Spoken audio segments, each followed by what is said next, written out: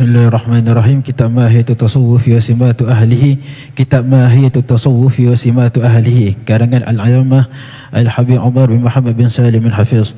قال المصنف العلامة الحبيب عمر بن محمد بن سالم بن حفيظ ونفعنا به وبعلومه في الدارين آمين. Muka surat 19, muka surat 19. Fasal ciri kedua mengambil berat tentang keadaan serta amalan hati. Fasal ciri kedua mengambil berat tentang keadaan serta amalan hati. Seorang sufi amat mengambil berat tentang keadaan hati dan berusaha untuk mencantikkan hatinya kerana ia merupakan tempat pandangan Allah. Ia merupakan hasil daripada sifat al-ihsan. Rasulullah SAW bersabda, al-ihsan ialah kamu menyembah Allah seolah-olah kamu melihatnya. Sekiranya kamu tidak mampu, maka yakinlah bahawa dia melihatmu.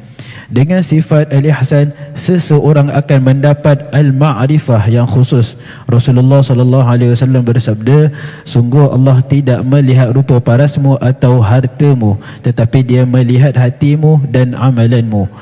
Imam Al-Ghazali mengulas di dalam kitabnya Al-Munqidh Minad Dalal. Kita dapat merumuskan bahawa jalan mereka, para sufi, hanya sempurna dengan ilmu dan amal. Natijah ilmu mereka ialah melawan hawa nafsu, meninggalkan sifat-sifat hati yang buruk dan tercela, bagi membersihkan hati daripada segala sesuatu selain Allah. Cara membersihkan hati tersebut ialah dengan berzikir kepadanya. Nah, ada tanda yang kedua, tanda-tanda ahli sufi atau ahli at-tasawuf. Tanda-tanda yang pertama, orang yang bertasawuf adalah berpegang kepada Alkitab dan juga kepada As-Sunnah. Tidak dikatakan orang itu bertasawuf kalau tidak bersandar kepada Al-Quran dan juga kepada hadis, walaupun dia mendakwa sebagai seorang sufi.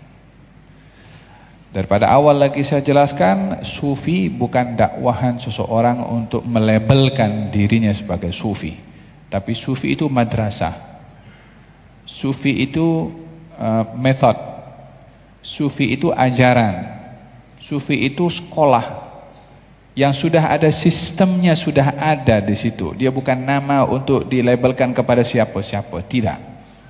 Seperti mana faqih ada kriterianya, mufassir ada kriterianya, sufi pun juga begitu. Oleh sebab itu dikatakan oleh Imam Malik alaihi ridwan, katanya, man tasawwafa wa lam yatafaqqah faqad tafassaq, man tazandaq, wa man tafaqqaha wa lam yatasawwaf faqad tafassaq, wa man tasawwafa wa tafaqqaha faqad tahaqqaq. Orang yang bertasawuf tapi tidak berfiqh, maka dia boleh jadi zindiq. Orang yang berfiqh tapi tidak bertasawuf, dia boleh jadi fasik. Orang yang bertasawuf dan berfiqh, maka dia telah menjadi orang yang hakikat. Maksudnya betul-betul dia memahami ilmu. Kenapa orang bertasawuf kalau tidak bertafakuh boleh jadi zindiq? Ya, seperti orang-orang yang dia mendakwa sebagai seorang sufi, tapi dia melakukan pelanggaran hukum hakamnya Allah Subhanahu wa taala. Katanya ada orang sufi, saya sufi, kemudian dia tak sholat. Apa sebabnya? Sholat itu kan ingat Tuhan. Saya walaupun tidak ruku, tidak sujud, ingat Tuhan, kan itu sholat juga. Ini zindiq ini. Orang yang bertafakuh tapi tidak bertasawuf boleh jadi fasik. Bertafakuh belajar fiqh, hukum hakamnya, tapi dia tidak bertasawuf. Belajar fiqh riya, belajar fiqh sombong, belajar fiqh rakus.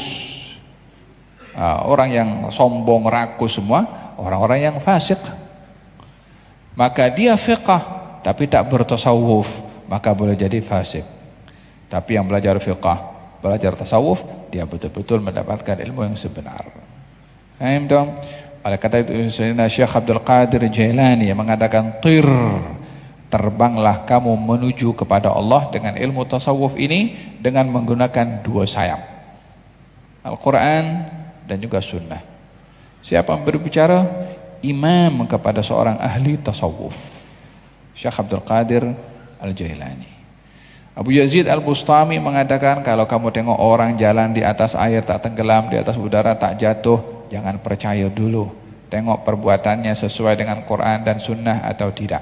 Jadi neracanya ilmu tasawuf yang pertama sekali adalah Al-Quran dan juga As-Sunnah.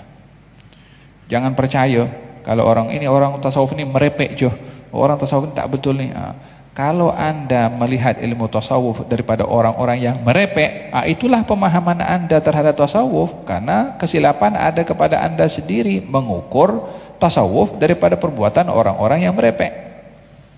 Sama juga dengan orang yang dia mengukur ini hadis-hadis ini banyak pemalsu, semua hadis palsu. Anda mengukur dengan pemalsu hadis, anda tak ukur dengan Bukhari. Coba ukur dengan Bukhari, dengan Muslim. Faham dong? Wah, tanda yang kedua adalah memperhatikan kepada ilmu ihsan, ilmu hati. Apakah ilmu ihsan itu?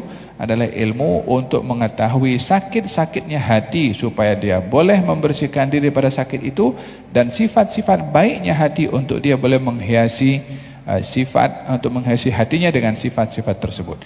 Itu tanda yang kedua pada ilmu tasawuf. Tanda yang pertama berpegang kepada kitab dan sunnah. Yang kedua adalah berpegang kepada ilmu yang menyentuh tentang kerohanian atau ilmu hati, tentang sifat-sifatnya yang mahmudah dan sifat-sifatnya yang mazmumah.